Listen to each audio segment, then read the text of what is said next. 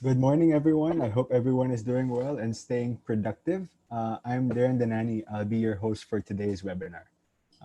Thank you, everyone, for joining us in another episode of Sprout HR and Finance Experts, hosted here by Sprout Solutions and in partnership with Ignite House of Innovation. As investors, Ignite House of Innovation buys growth and sells growth.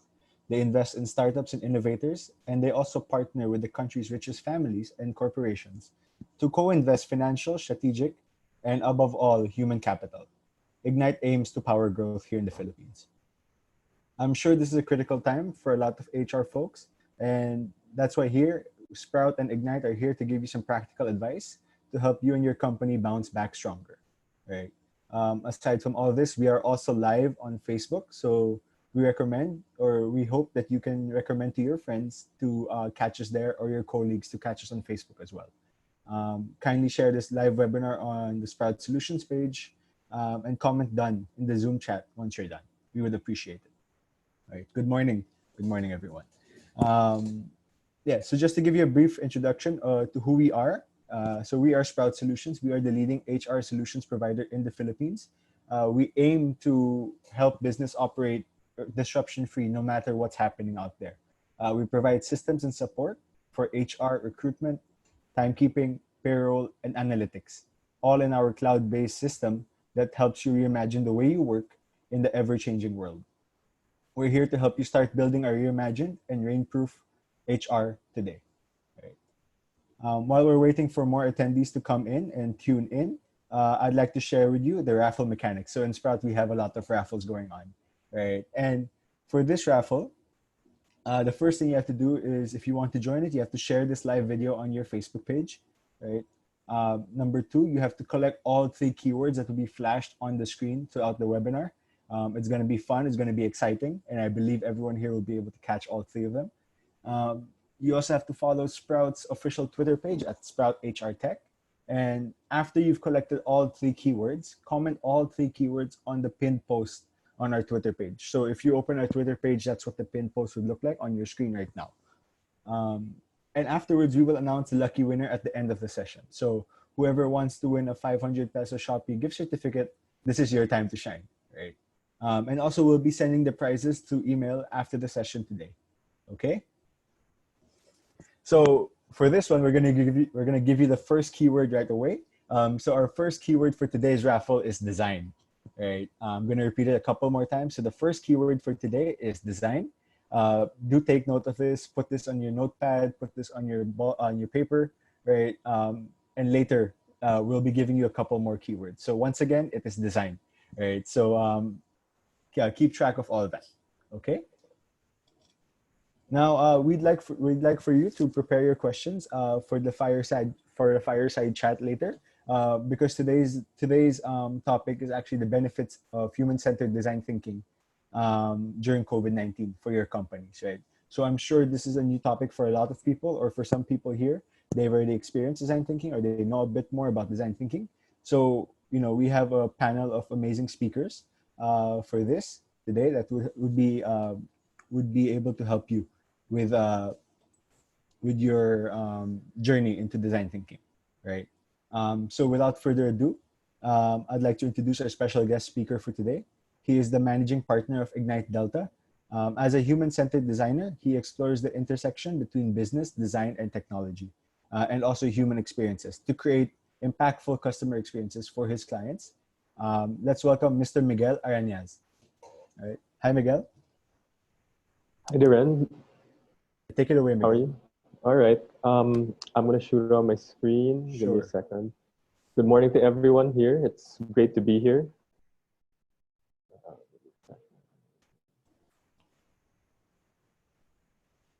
Okay.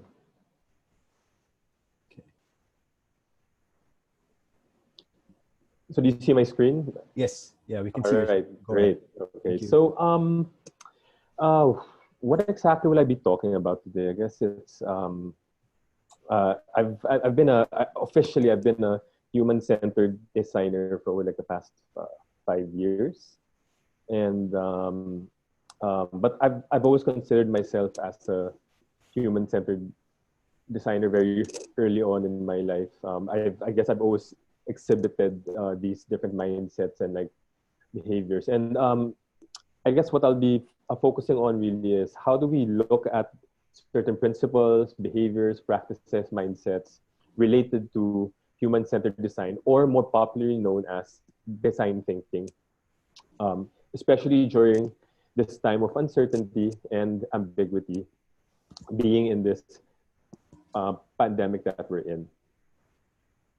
So I guess just to give you more details on who we are in Ignite. So Ignite, we're a weird company in the sense that we're at the intersection of corporate innovation, venture capital, and igniting human beings to be the best that they can be. So we're a um, um, I've honestly, I've I've only been at Ignite for about 9 months, and it's what really drew me to the organization was I guess this deep focus on people, which aligned very much with what I do and what I believe in. So whether we're doing corporate innovation or we're investing in like certain companies or focusing on building human capital, everything we do is always anchored on human beings. So let's just start off with a short activity. So, I mean, given the limitations of the format, I'll basically just be running you guys through a few slides. If you have a piece of paper near you, you can do this on your own. You won't really have to show what you're doing, but if you want to participate, hopefully you can, okay? So this activity, it's called the Sunset Challenge, all right? And it shows how subtle shifts in the way that we ask our questions can unlock more creative ways of thinking. And this idea of, reframing questions is something that you'll consistently encounter over the next 20, 30 minutes that I'll be talking. So everyone, if you can grab some piece of paper and a pen, all right? I'm going to show you a task to do, okay? Okay, so can I ask everyone to draw a sunset, okay? I'll give you 1 minute. Draw a sunset. So on that piece of paper, if you want to do it on your phone or an iPad, I want everyone to draw a sunset. Okay, so don't worry, this is not art class. You will not show what you're drawing. All right, you will not show what you're drawing. So this is a little social experiment that I run. I usually run this live, when I do conferences and workshops, and but I'm pretty confident with how people, I guess, react to this activity. So, okay, so if you're done drawing your sunset, all right, now, what happens here usually is, if I were to ask you, who of you drew a horizon line? Some of you would probably say, yes, we drew one. Some of you probably drew a tree. Some drew water, some birds, and some sun rays. Now, every time I run this little experiment, I would say probably 99% of the time, okay, horizon line, water, and sun rays are always in the sunsets that people draw. Now, in fact, what you drew probably looks something like this. Okay, so I probably can't see your reactions, but like I'm pretty sure that what you drew was probably something like this. So I need you to grab another piece of paper or maybe draw on a different portion of the piece of paper that you're using right now. So from drawing a sunset, can I now ask you, I'll give you 1 minute again, draw a specific sunset you saw before the pandemic. So try and visualize where were you? Were you in the office, in the beach? Who were you with? Were you sipping a beer? So think specifically of that sunset that you saw before the pandemic. Okay? I'll give you a few more seconds for that. Again, this is not art class. You're not going to show anything. So just I'll just try it out as you're doing it.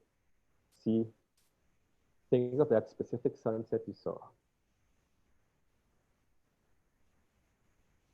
Okay. All right. Now, based on the question that I asked, what you guys probably came up with would probably look something a little bit more like this. Okay, so if you notice, you have all these different scenes of people, I guess, enjoying a sunset. Some were on the plains, some were in some foreign city, some were at home, some were in your office, or in nature, in a car. All right. Now, what is the point of this activity? What we have to realize is that when it comes to questions, if you ask very generic questions, you will get generic answers. So what happened a while ago, wherein I simply asked you guys, draw a sunset, I pretty much got to guess what you actually drew, all right? Because I asked a very generic question. But if you add context and reframe that question, okay, it will lead to a broader spectrum of possibility, which is what actually we see every time we run this experiment. That when we ask, draw a specific sunset you saw most recently, or in this case, before the pandemic, all right, it actually led to a more diverse selection or diverse set of ideas and sketches. So this idea of reframing the question actually allows you to be more creative, be more innovative already. But in order for you to reframe questions, you need insights, all right? And to get to insights, okay, you need to be able to deeply connect with people. Okay, so a lot of the times when I work with teams and I'm trying to teach them how to do this a design thinking or like human-centered design like practices, insights are, they pretty much fuel this innovation process. But what we have to realize is that insights can't just be generic insights as well. True enough, if you ask generic questions, you will get the generic answers. You will get the generic insights as well. So what we're trying to say is that you need to be able to deeply connect with people, because what we have to realize, and this is something that you'll be hearing as we go along, is that problem solving is actually about connecting. And in this time of a pandemic, this idea of deep connection is very, very important. So let me backtrack a bit. Okay, so let me add more context of what we're talking about. Some of you have probably heard of design thinking, others haven't. So for those that haven't, okay, I'll give like my definition of it. So there's this idea of, when you do business thinking, okay, you're given a problem, you have to think of solution. If you think about it, even when we were in school, it's the same thing. Your teacher gives you a problem, your professor gives you a problem, then you try to solve it. But with design thinking, it's actually, even before you get to the problem, there's this need for you to understand, first and foremost, your customer, your user, the human beings involved in the problem that you're trying to solve. So by having a deep understanding of that, we use something called abductive thinking, which is actually just a fancy way to say intelligent guessing. Or another way to put it is hugot. So to be more contemporary, when you say hugot, it's this way of just drawing a insight from a specific experience that you can learn from. But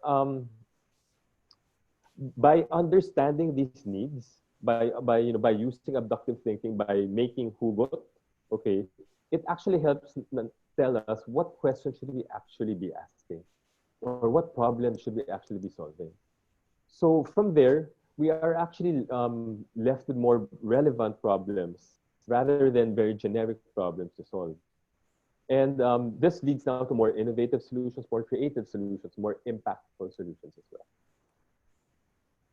So I guess the quick definition of a design thinking or human-centered design is it's this process of enlightened trial and error. Okay, and I'm very I usually use this definition because it captures pretty much all the the best parts of the methodology and mindset. So it has two main phases. One is problem discovery, and the other is problem solving. Now, problem discovery is something that we're not used to. If you think about, when was the last time that you actually spent time to ask yourself, am I even answering the right question? Okay. if you think about it a lot, we go to the office, even in school, things like that. Um, we're spoon-fed the the problems we should be solving. We really don't spend that much time to look into, okay, are we asking the right question? Problem solving, we're all naturally good at this. Human beings are natural problem solvers. That's just the way we're built. But we're not natural problem discoverers. And there's a scientific reason to that as well. I'll expound on that later on. One thing I want to talk about though, if you look at design thinking, okay, it's this enlightened, this deep understanding of your customer, of your user, of human beings, um, um, fuels the problem discovery part of the process, while trial and error, experimenting, rapid prototyping, um, these fuel the problem solving part of it. And this is why this definition of design thinking for me is a very clear. It captures everything in its very essence. So you're probably wondering, how effective then is human-centered design when the future is unclear? And the reality is that it's very, very effective in the sense that if there's anything that this idea of enlightened trial and error does, it helps us navigate ambiguity. And why is that? Okay.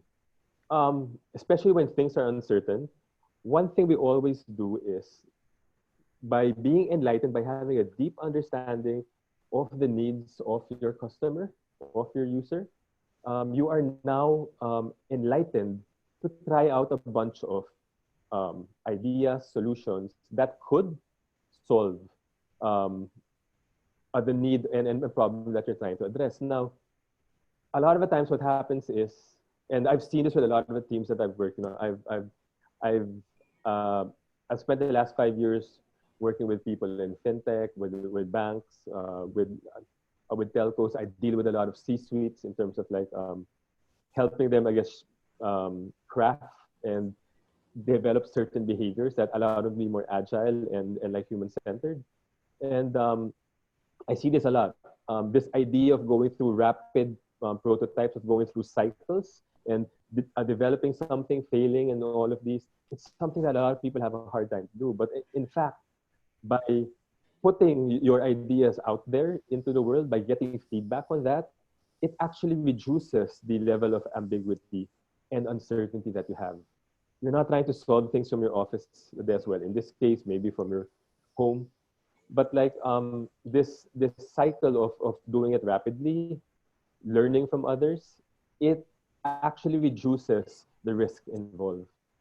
And there are, I guess, two things that we can look into with regard to how effective design thinking is in this moment. Um, we can all agree this is an extreme uh, situation that we're all in. It's pretty much unprecedented, at least for almost everyone in this lifetime. And I guess my point is, it's an extreme situation, but it's also an opportunity to do what we call extreme empathy or extreme compassion. What do we mean by this? More than ever, I said a while ago that problem solving is connecting, and definitely it is. And now is the perfect opportunity for us to really have these deeper conversations, to listen more intently, and observe and see how people are fumbling their way through this pandemic, how they're shining as well in this pandemic, and really understanding and giving yourself that space to have deep conversations um, with with your customers, with your users. And the other thing I want to stress is that because of all this uncertainty, it's actually the perfect time to be creative. I gave a talk I think about 2 months ago, and a lot of the people are asking, like, I'm having so many problems and all these things. And if you think about it, all these new needs that are arising because of the pandemic are simply new opportunities for organizations to maybe pivot their business, to be more creative and understand, okay, what can we do? Um, what can we do that I guess fits the needs of people now? And I'll talk a little bit more about this focus on human needs rather than um, you know trying to focus on certain business um, business measures. And okay, so let me go back now to this idea of or this emphasis on questions. Okay, so if you think about it, questions, not ideas, are the most fundamental unit of exploration. You think about it, all these great innovators are actually people that ask great questions. Um, if you think about it, you can have multiple answers to one question, and when you allow yourself to be in this constant asking mode, it allows you to explore more things. It allows you to diversify what you're thinking. It allows you to stretch your thinking as well. So, and also think about it. Great innovations are usually rooted on great questions. People that can ask great questions can come up with great innovations. A very simple example. This is you probably heard this before. I mean, to some extent, it's been used so many times. But uh, the whole idea of like Henry Ford.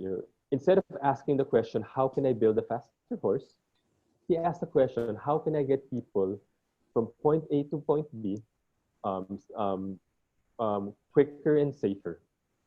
And because he reframed his question, all right, he created then the automobile. So as much as, in order for you to get the great questions, you actually need to, be able to understand again what the needs of your customers are. But there's this comfort when it comes to asking questions. In fact, if you think about it, as children, we are great questionnaires. And this is a very insightful quote I got from this guy named Warren Berger. He's a questionologist. He he sees how important questions are in the innovation process. That he said that children are great questioners. That as they get older, they question less. And if you think about it, it's true also with companies. All right. And why am I bringing this up? If you think about in the business setting, when you ask questions, it's almost seen as a weakness. Do we have KPIs for asking questions? We don't. It's funny. If you're studying to be a journalist, we don't even teach questioning in schools. Most journalism schools don't have subjects on questioning. If you think about it, as a journalist, questions are your foundational unit of inquiry, of exploration, but we don't teach people how to ask better questions. So it's just that there's this hard sell when it comes to questions. One thing, it's seen as a sign of weakness. It also doesn't fit our natural brain. I mean, our brain is not built to ask questions. In fact, um, questions challenge the way our brain flows. There was this I'm trying to remember. There was this German neuroscientist. I think his name was John Kunis, and he did a study on on how the brain reacts to questions being asked. And it turns out that the brain, its main goal is to lessen the mental load that we're going through. And that means finding a way to make to make us function in autopilot. And questions are the exact opposite of autopilot. It breaks that. But if you think about it, if in order to be creative, in order to be innovative, we have to be able to get away from this constant autopilot mode. It's when we break away from that autopilot that we actually become more innovative. But it's not naturally built into us, and that's why it's so hard to ask good questions, and that's why we're not comfortable asking questions as well.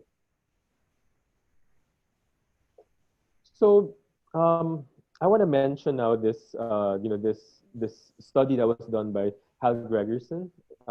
He's a co-author of the Innovator's DNA, which he wrote with Jeff Dyer and Clay Christensen.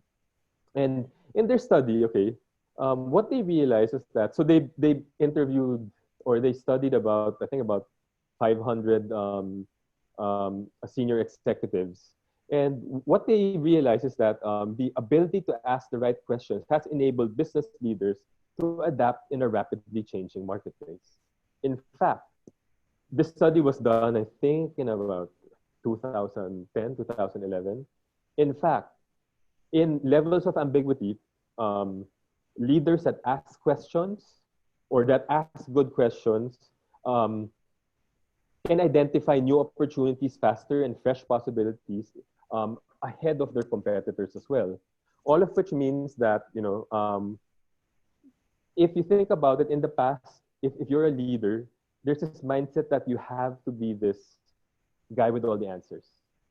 In fact, that's slowly not being, that's not true as much anymore. In fact, great leaders now are those that actually ask great questions. They're the ones that ask a lot of questions as well, and use these questions to empower the teams that they're working with and the organizations that they lead. Which brings us to a concept we use here a lot in Ignite called CX, right? So what exactly is CX? CX is actually short for customer, human, I, as in me, okay? Now, what this means really is,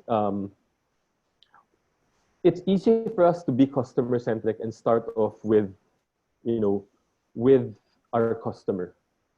And in fact, when we're asking questions around the customer, the types of questions we're asking are things like, what do you like or don't like about our product? Or maybe, what features should we add to our service? Or how much do you want to spend for a product like this? So if you just pay attention to those types of questions we're asking, they're very functional, technical, and they're very feature-based. They really don't tell you much about who your customer is.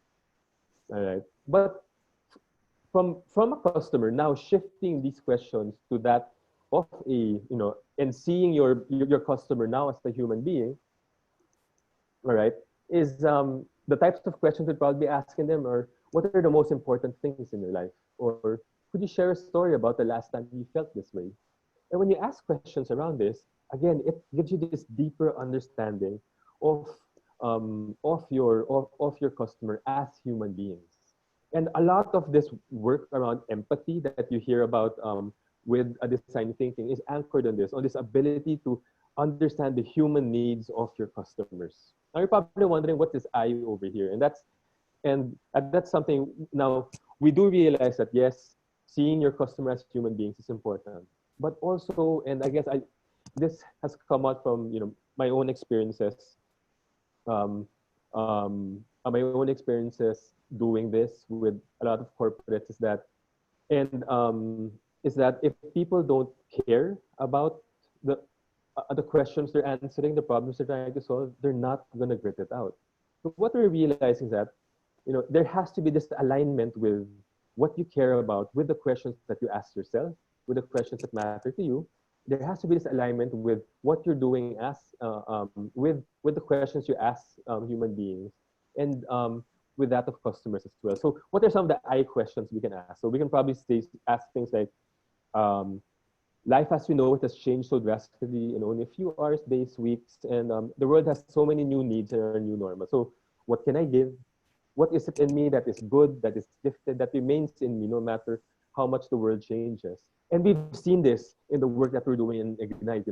When we ask questions around customer, we ask questions about around the human beings, and then we challenge some of the people that we work with, some of our clients, start asking questions around what is important to them, what they care about, what they love, who they want to serve.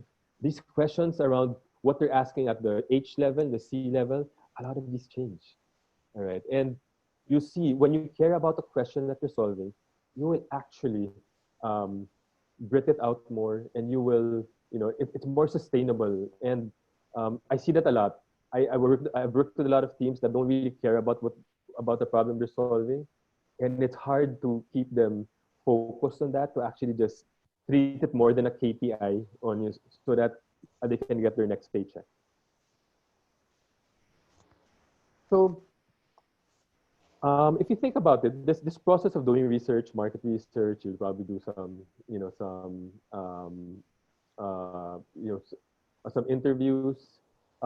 It has to be done in a deeper way that you are able to put yourself now in the shoes of these customers, of these users, of these human beings that you're trying to solve for. Well, more deeply, aside from just being able to put yourself in the shoes of your customer, actually, if you think about it, um, empathy is actually, it's about you knowing the pain of others, all right? Compassion is about knowing the pain of others and wanting to do something about it. A lot of the inciting sessions that I hold are gauged for when we've hit, like a good insight. It's a little subjective, but basically, if we hit an insight and we're reading it, if if if there's this natural tendency for you to want to stand up after you read that insight, it if it spurs you into action, then you probably hit something that matters to you. That's something worth solving. So the idea of from researching, um, leading to empathy, leading to compassion, which in a nutshell is really empathy in action, to most importantly love. Knowing the pain of others and so wanting to give the very best of myself to heal their pain. So um, one of the things we say in Ignite is that in order to reach that, we have to find this way to fall in love with the problem. Why? By falling in love with the problem, it actually allows us, to sprint more solutions to market.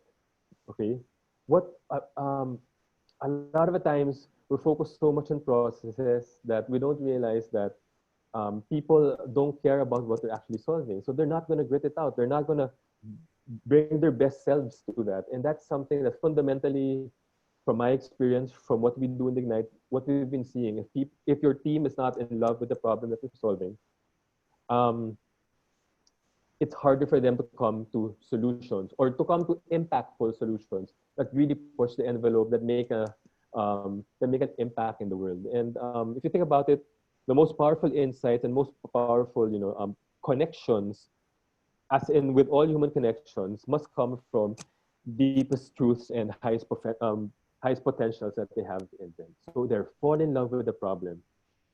In this time of pandemic, um, by being able to fall in love with the problem, it makes it easier. It makes you more effective and productive as you're trying to be more innovative and come up with new solutions that will again make a difference in the world.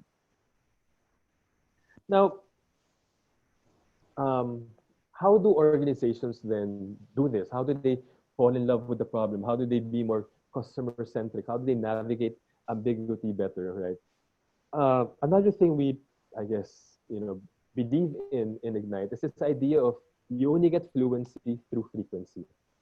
All right. And if you think about it, all the goats in the world, the greatest of all times, let's say someone like Michael Jordan or like Tiger Woods, they've spent so much time practicing that that's actually how they got better. So, I mean, or that's how they became legendary to some extent. If you think about it, if you're not practicing, no matter how brilliant you are, if you're not practicing it, if you're not adjusting and learning from it, you can't get you can't get better at it. And so with that in mind, why is that any different in the office place?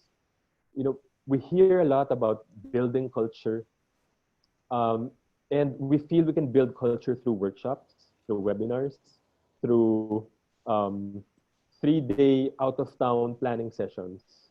When in fact, unless those are translated into actual practices and behaviors in your organizations, things that you do frequently, it won't make sense. It won't be effective. That's just a reality. I mean, I've spent the last 5 years, working with a lot of learning and development groups, a lot of HR groups, a lot of C-suites who are frustrated with, why isn't my team being more human-centric and things like that. And in fact, if you don't create this environment wherein they can frequently practice what they're learning, it won't be effective. So that brings us to what do you call this? To my, I guess one of my final points. All right. In Ignite, we have this formula. Okay. It starts off PB is short for practices and behaviors. F is short for frequency, Okay, and a WF is short for workforce. So what does this mean? If you truly want to change the way that you are solving problems in your organization, if you truly want to make an impact in the lives of others, all right, you have to find these practices and behaviors that set the foundation, that give you a certain level of mastery of of the work that you all want to do. But at the same, you just can't teach these practices. You have to find ways. You have to create a way for people to frequently do it, to apply what they're learning. So even if you're learning all these design thinking principles, if you're not applying it, it's not going to work out. I'll give you an example. My formal training in design thinking is from the D school in Stanford, and like when I went there, okay, so I was there for a week. I went through a boot camp. I learned everything. What I found interesting is that, okay, being in San Francisco, having to come back. So I was basically required to fly back to to the Philippines, to the country that that I had my business in, because they told me that I had to immediately apply what I was learning to the business. And I'm like, why is that important? And they're like, well, you'll see. So what happened is, okay, so I finished my Stanford thing around on a Friday. I flew back to Manila. I was back in Manila early morning Monday. Um, and I I went straight to my business. At that time, I had a food business, and I went straight there, and they gave me a little playbook to apply. So I applied it instantly. Later on in the day, I had a call with my mentor in Stanford, and like we were going through. Okay, so what did you do? And one thing he was stressing said, okay, I mean, it's okay that you didn't do things particularly well, but the fact that you did it is important. And it turns out they have studies that show that if you apply something instantly, okay, this recency to what you're applying, even in the smallest way, and you apply it constantly. So throughout that week, I stayed true to, okay, I'll just follow this playbook and apply it. I didn't know if I was doing it right or not, but I just found a way to really just apply it immediately. Apparently, even people that go to the D school, um, there's something like a 70% um, drop off in what they're learning from those 1 week of being there. And the simple cause of that, the reason they see is that people just don't apply it instantly or frequently enough without realizing that, again, you get fluency by frequency. Okay. And again, it's this mindset of going to a workshop and then thinking that that's it, not having a chance to apply it in like a certain in your own organization. So you're probably wondering, what does workforce Alex stand for here? So you have practices and behaviors, you have a certain level of frequency that you're doing it. Now you have to find ways to scale this within your organization. All right. And in our case, what we've done is we've actually created a application that is built on this community of practice that we have over here. This bunch of people that are practicing frequently these different like behaviors that we had. But through an application, we are actually allowed to like scale, or it allows us to scale this within the workforce, where people in the workforce have 24/7 access to it. And that's something that I guess we've mapped out, because quite honestly, trying to scale behaviors in an organization, I mean, Sprout makes HR solutions, and I'm sure you know that trying to scale, trying to build culture within an organization is very, very hard, and it takes a lot of time. So hopefully, by leveraging technology, we found ways to actually scale scale these practices and behaviors with a level of frequency much faster in organizations. So I guess another way to express this really, if you look at this chart that we have here, if you think about it, first, just by getting access to information, getting the information turns into knowledge, it turns to maybe a deeper understanding. If you look at the passage of time, and the more time you spend on it, okay, and being able to turn these understanding into belief, into attitude, behaviors, so on and so forth, you do reach a level where these practices and behavior do become part of your culture. And that's something why we're such a big believer. I mean, how can organizations be more human-centric, be more experimental? And it's through this formula of practice behaviors, frequency, and workforce. So I guess just some key takeaways from what I just talked about. I talked about CX, on how asking questions that are just not at the customer level, not just at the human level, although that is much better, but also being able to ask yourself questions, so that it's clear to you. You're more mindful of what you actually care about, and how this aligns with the types of questions that you're trying to solve, for other human beings. The next thing we talked about was falling in love with the problem. All right. You have to care about what you're trying to solve in order to stick it out, in order to, to constantly experiment, to fail, and to, find ways to actually solve that problem. So fall in love with the problem. Lastly, like I just mentioned, in order to make your organization more customer centric, more human centric, in order to be more experimental, in order to to get more people to really live what they're learning, use the formula, practices and behaviors times frequency times workforce, and trying to create programs that satisfy this formula will make your organization more impactful and innovative.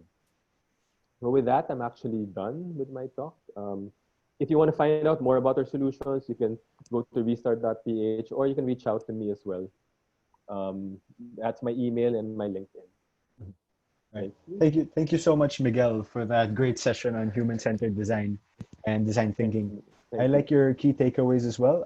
Of course, fall in love with the problem so that you can work harder into solving it, and also the fact about that a lot of times people go to sessions or trainings, but then right after they leave the training, they forget 70% of what they I mean, I remember like 2018, like the drop off for like learning and development was like at 90%, and like in the US they were spending what $160 billion on like learning and development. If you think about it, a 90% drop off of the learnings it becomes a very expensive cost. It's not it's very efficient at all. And also, of course, the one way to counter that drop off is to focus on the frequency of applying what you've learned throughout the session. All right. So I'm sure we'll be having a lot of questions as well. So whoever from the crowd or the attendees, if you guys have questions, don't forget to ask it to us in the chat or the Q&A. But moving on, we'd also like to share the second raffle keyword, which is project. Right. So we shared the first one earlier, which was design, and now it's project. Okay. So do take note of this. And we'll also be sharing the last keyword after as well. Don't forget to post these keywords on our Twitter page to win the raffle as well. Okay. So that you guys will get to know more about who we are in Sprout, we'd like to show you a short video. And after this video, we will move on to the fireside chat. That's where all the question and answers will be.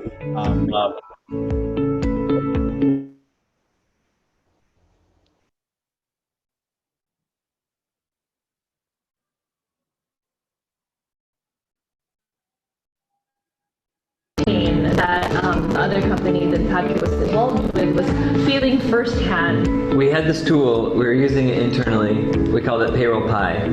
And for a number of years we just used it. And then in 2015 I told the other co-founders of KMC, hey, I really want to take this to the market. And so I incorporated Sprout in May of 2015. And that happens to be the same month that Blake was born, our second child. So Alex was taking a break from working because we both really are family oriented, and we wanted to take some time. Alex wanted to take some time with the kids, but I kind of took advantage of that, and I started bringing a lot of work home. And after a while, we were working together, so we kind of formalized that. Alex came on board as co-founder.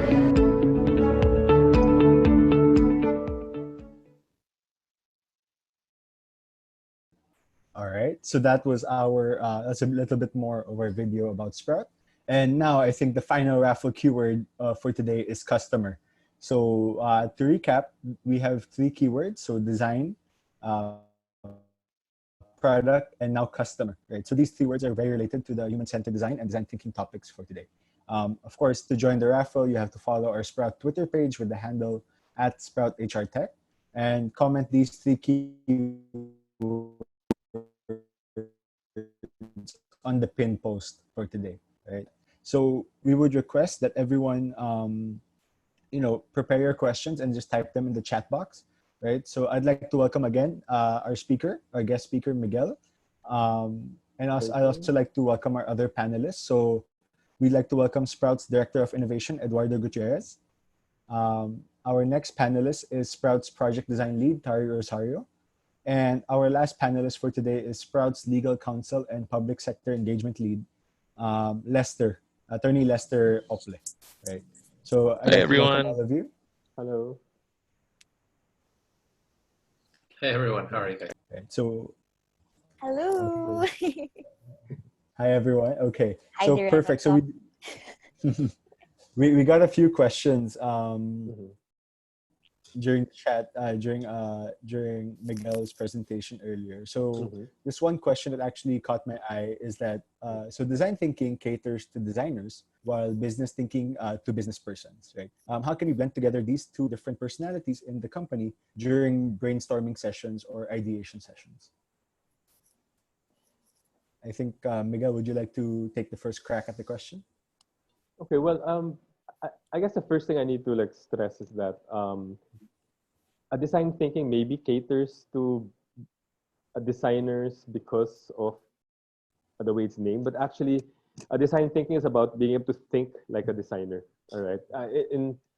So I mean, that's probably why a lot of businesses are using it, is because it does allow business persons to actually think like how a designer would think. So in that sense, yes, it probably came out from from the design practice, but it's something that a lot of business persons are actually using. And I mean, I can go through a whole list of companies that are using. But I guess one way to do that, I guess specifically if you're more business minded and you want to be more creative in a brainstorming session, actually one thing is to really set some rules when you're doing some brainstorming. Like for example, the most basic rule we have when we do brainstorming is that you can't filter any ideas that anyone shares. So the first thing that comes to mind, from the problem statement that you're asking or trying to solve, what would you actually, what are the types of ideas you'd come up with? So by not allowing any filtering and saying, hey, that's not a good idea. By removing that, it actually helps everyone. It puts everyone on the same level in terms of trying to come up with with new ideas, and it helps spur more creative thinking as well. Okay, right. Thank you, Miguel, for that. Does anyone from the panel who wants to add on to that or share about? Yep, Darren. Yep. Hi, Darren. Yeah.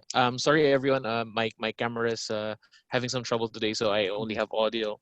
But maybe I would like to share an insight from the legal department as to how Sprout approaches the legal contracts that we have been managing so far. So for Sprout, or rather for lawyers generally, what we usually have is that when you're talking about contracts, it's about clauses, obligations, rights of the parties, and there's a very different mind frame when you put on your lawyer hat versus you put on your Sprout lawyer hat, Mhm. right? And when we're doing our Sprout lawyering in drafting contracts, agreements, everything else for Sprout, we have always been very conscious of what our founders have had to say, which is that we have to Sproutify things, meaning we Mhm. have to make it approachable Right. from the point of view of our clients. And as a lawyer, I think that's a very good insight because contracts are not supposed to be used by the courts, by the lawyers. It's supposed to be used by the parties to define Mhm. their own rights and obligations. So having that frame of mind that you're doing something, designing something with the user in mind, rather than you as a designer doing something for your own benefit, I think Mhm. that would greatly help in framing a discussion on applying design thinking principles. Right. Thank you for that, Vernie. So it's really more about thinking about what the customer and like helping protect the customer, or what does the customer want to see, and how can we make that happen, right? Does anyone, Ed, or maybe I think Ed, you might have Yeah, something to share. sure. Yeah, sure. So I think, and it's a really, really good question, Mhm. because it's true that sort of like the business sense Mhm. and the designer, or like the product design sense, like worlds sometimes crash a little bit onto Right. each other.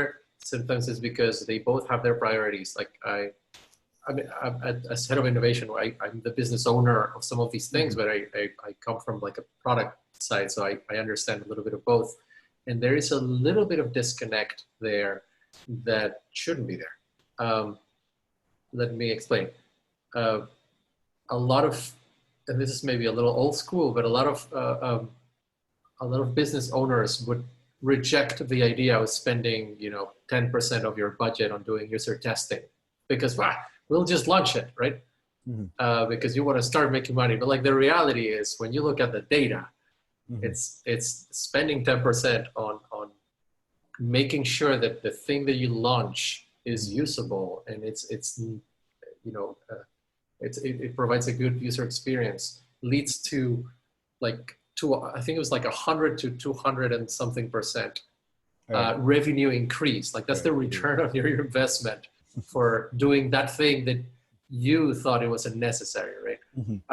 And so that happens also with design thinking, with the added sort of problem of looking at the problem instead of the solution, Mhm. which Miguel was mentioning earlier. It's true that sometimes we have solutions that are looking for problems, and we have to step back a little bit. That's a little bit of Yeah. what design thinking does. Is no, don't come to this party with a hammer if you don't know that, like, a nail is what you like you need to address, right? Just come with an open mind, start observing, and then you'll realize, okay, maybe the right tool is this one. Right. But that's something about getting you the business owners on board, really, Mhm. and explaining that this actually works. When you Is show that them the numbers, the business part comes into play, and they go like, wait, what? I'm going to make more money. Okay, sure, let's do that part, right? But you have to Right. speak to them Of course. like well, I mean, empathy. We go back to empathy, right? That's how you empathize with a business owner. Mhm. Right. Thank you, Ed. Tari, do you have anything to share? Or did everyone hit the points that you maybe wanted to share as well? So yeah, I have to agree with everyone, but maybe I can contribute something from the product design side. Mhm. So number one, I totally agree that design thinking and business thinking is not necessarily just aligned or catered towards a certain type of person. It's more of these two types of thinking or mindset um, are more appropriate for certain types of problems. So when it comes to business thinking, of course, there are already some business use cases wherein, given this problem that happens everywhere, there's already a set Mhm. of established best practices and guidelines as to how to go about doing things. Right. But then not all problems are that straight cut through. So, for Mhm. example, when you have a problem that really um, is new or requires innovation, then that's when I think that you need design thinking. So, Mhm. for example, like our topic here today, how do we deal with COVID-19 while using this mindset, because this is a new situation for most of us. I mean, like the Right. last pandemic happened how many years ago? So here, wherein you're in a new situation, a new environment where there is no best cut practice, how do you work in your context to understand what your business does, what your users need, in order to come up with a solution that benefits both? So a solution that benefits your business, so you make money, and a solution that benefits your users, that fulfills the need that they have. Mhm. So Right. that's what I think. Okay. Thank you so much, Tari, for that. Right. I'll move on to our next question. So let's, since a lot of our attendees here are from the HR and finance departments, so how can the approach of, let's say, using design thinking, so how can HR professionals use design thinking in their everyday life? Also, given the situation right now with COVID-19 and the pandemic, and the changes that have been happening the past 2 months for HR professionals. May I take first crack at that question, Darren? Sure, go ahead. Yeah. Whenever I do my labor law and HR workshops, I preface my talks with a concept called the employee life cycle. From a purely labor law perspective, the traditional way of presenting labor law has always been, the history of the labor code, book one, book two, the sequential article one to the end of the labor code, and that has done a great disservice to a lot of the frameworks that go into designing an employee experience and an employer brand. Now, for HR professionals, again, the basic concept here is to place ourselves in the shoes of our intended users and intended customers. From the time that you enter the recruitment funnel as a prospective recruit until the time that you're processed for your post-employment benefits, all of these are touch points where the company lets the employee experience how the company manages, processes, and products like Sprout help take the mind off of HR professionals on very transactional matters like running payroll, timekeeping. So that would now give an HR professional enough elbow room to be able to design how really do they want the employee experience to look like. Mhm. Yeah. So that's my answer. Thanks. Thank you, attorney. So, well, to answer your question, I guess it it all goes back to bringing this back to your user, to your customer, to your to the human beings that are being affected. If you think about it, we've been hearing a lot of like organizations that have a lot of employees that are traumatized, and I think there needs to be first and foremost this listening, observing, and conversations around that. If there's anything, that's the first thing that a lot of not just HR but even leaders in the organizations have to they have to be able to do this, like what I mentioned a while ago, this extreme empathy wherein you're truly deeply trying to listen and understand where are my employees right now.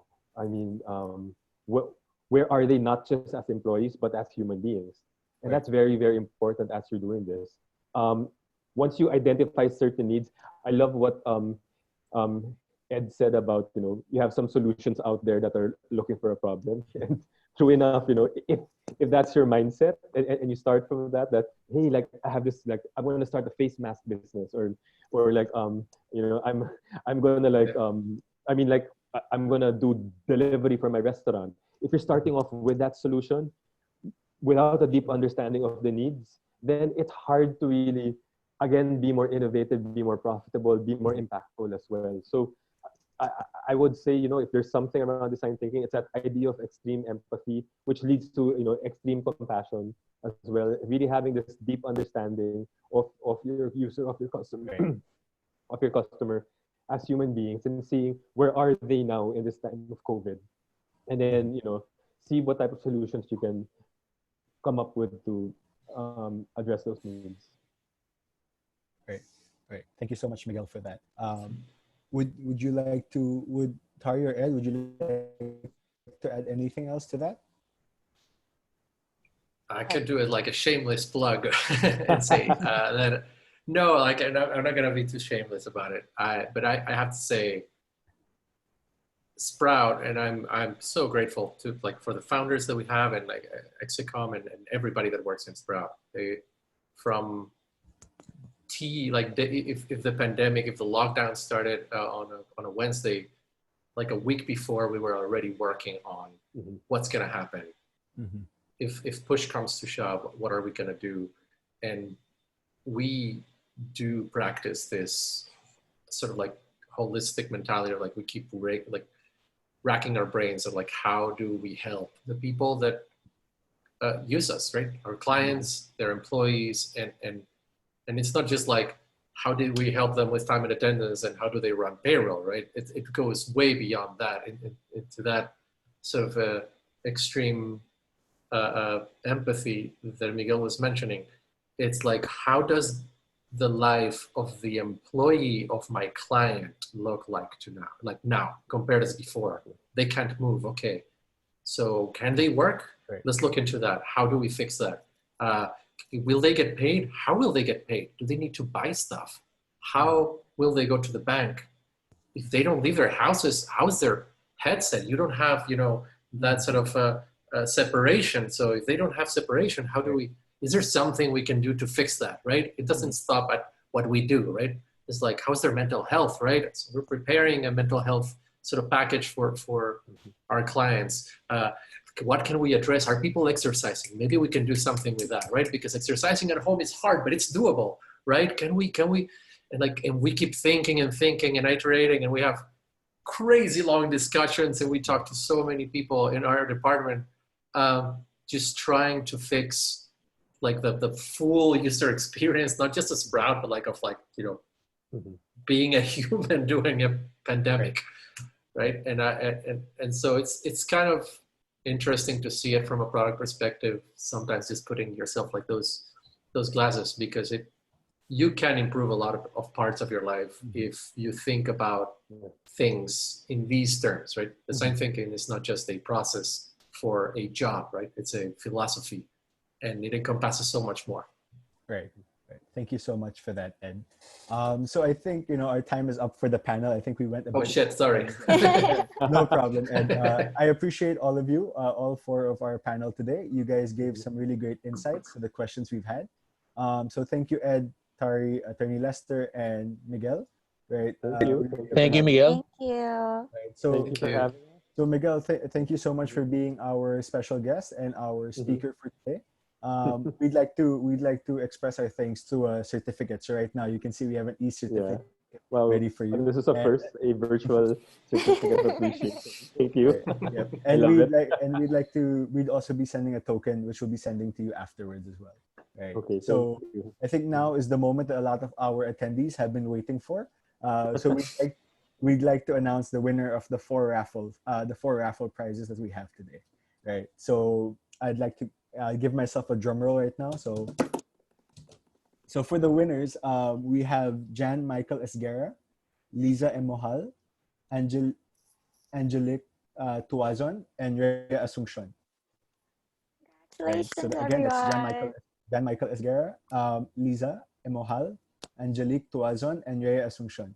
So for the winners, we'd appreciate it if you could send type your email in the Zoom chat below, so that we can send you the gift certificate codes to email. Right. So thank you so much, everyone, for participating for today's webinar. If you'd like to request for e-certificates as well, we could do that for you. So you could just send your request to that link in the slides. Right. So all you have to do is put your full name, your position, and your company, and then you will get an e-certificate from Sprout. So thank you so much, everyone.